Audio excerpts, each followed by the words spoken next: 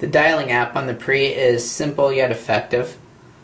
You have your voicemail button here, a recent calls menu. Then let's quickly dial a random number here and hit send. And your in-call menu includes a speakerphone, mute, jump back to your dial pad, and also phone conferencing feature.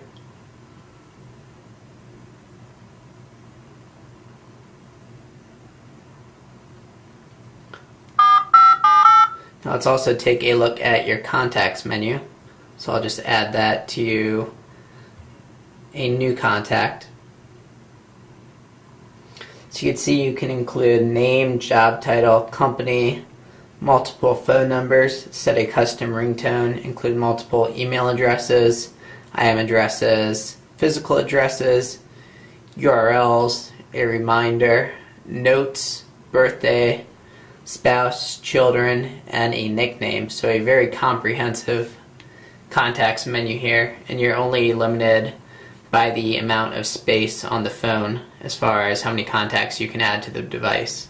Emailing on the Pre is very similar to emailing on the iPhone. Just tap to view a message. Then you have your menu down here. You can also swipe to delete. Now you can't, as of this version, delete multiple messages at the same time, which was a bit of a problem for me, but still a very good emailing experience. And I also had no problems adding my accounts. Just go to add account, enter in your username and password, and in the case of Exchange, also the server, and a couple seconds later you'll be connected and the device will begin syncing with that, and that'll happen in the background so you continue working on the Pre in whatever application that you want. The Pre also takes a nice and refreshing approach to text and instant messaging. So you can see your messaging window here is broken down into two tabs, and that's Conversations and Buddies. So your Buddies tab will list all of your online contacts in either instant messaging clients that you could install, which is AIM or Google Talk. And obviously I'm offline right now, so my contacts aren't listed. But then in your Conversations window, you'll see conversations broken down by your contact. So here I have text message myself, and you can see the SMS logo there indicating that. But if I had a instant messaging screen name listed for myself in my contact, I could also continue this conversation in whatever instant messaging client that I have. So I just switch over to AIM, for example, and could continue talking with myself over AIM, and it would appear in the same window. And there's also this nice little attachment button here that'll let you include a photo. And in the email you can also use the same attachment button to include photos, music files, and even videos.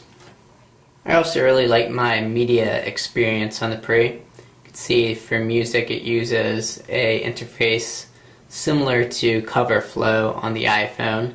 So it will include your album art as you flip through song tracks. These are all older Beatles songs, so, well, there's some album art right there. But usually it'll all be album art for newer tracks, obviously. Then as far as video goes, while the Pre screen is a little smaller than some other touch screens, the screen is pretty impressive. It's nice and colorful and crisp. And one of the best parts of the media here on the Pre is the amount of ways that you can get music on the Pre. So you have your Amazon MP3 store here, which is on the Pre instead of Sprint's music library. And you can download songs over Wi-Fi only. You can't buy a song over the air and then download it, although you can browse music if you are away from a Wi-Fi network. And you can also connect the Pre to your computer as if it were an external hard drive and then drag and drop files. But the way I got music on the Pre was actually connecting it to iTunes, and the Pre cleverly tricks iTunes into believing it's an iPod, and then will sync with your music library just as if it were an iPod. But the problem with media on the Pre is that the Pre only holds 8 gigabytes. So if your music library is more than a moderate size, you're going to have trouble fitting all your songs on here. And if you want to include any video files along with that, all bets are pretty much off.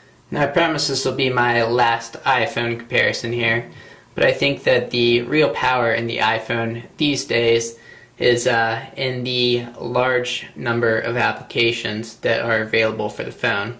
The iPhone has more than 50,000 applications available for it for tons of added functionality.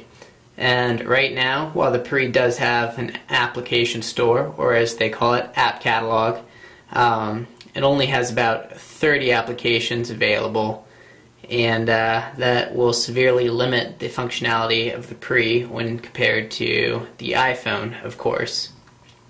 But I think, to be fair, the Pre just came out, and we'll certainly get a lot more applications than it currently has as time goes on. And the Pre does come with a YouTube app as well as Google Maps.